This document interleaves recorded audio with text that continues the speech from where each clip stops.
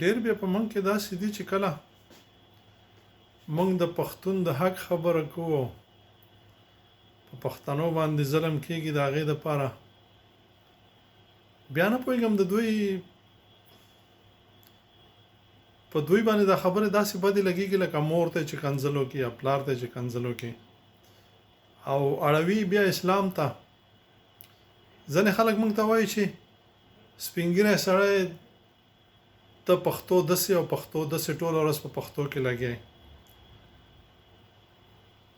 ته به فکر کوې چې دی زما داسې غم وړی دی زما د قبر او زما د جنت الفردوس داسې غم وړی دی چې زه به ولې دوزخ ته ځم داسې خلک چې بیا وڅاري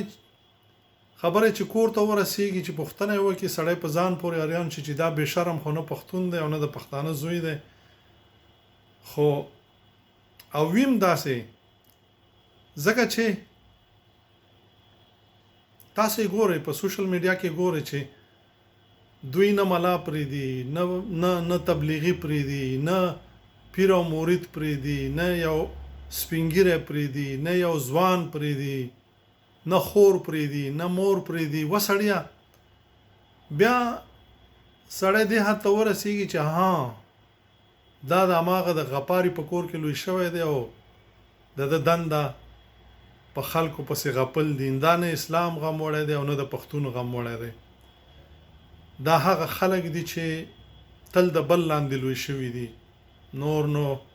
مخکې نظم بخښنه غواړم خو دا پیغام هغه خلکو ته دی چې په میډیا کې ناست دي او د خپله توره څیره یعنې داسې هم نه دی چې ما پورې غاپي هر چا پسې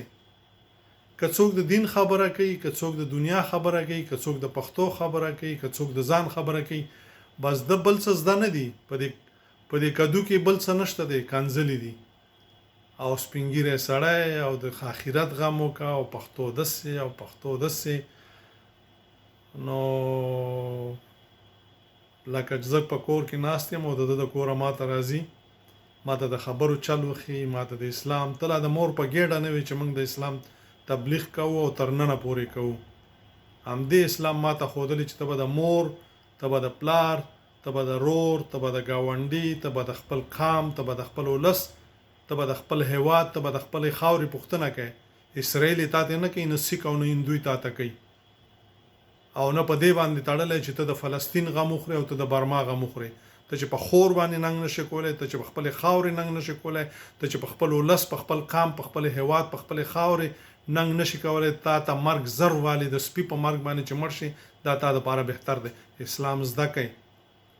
دا موږ ته اسلام ښودلی دی چې زه باید خپله او د خپلې کورنۍ او د خپل ولس او د خپل قام غم وخورم نور قضاوت په تاسې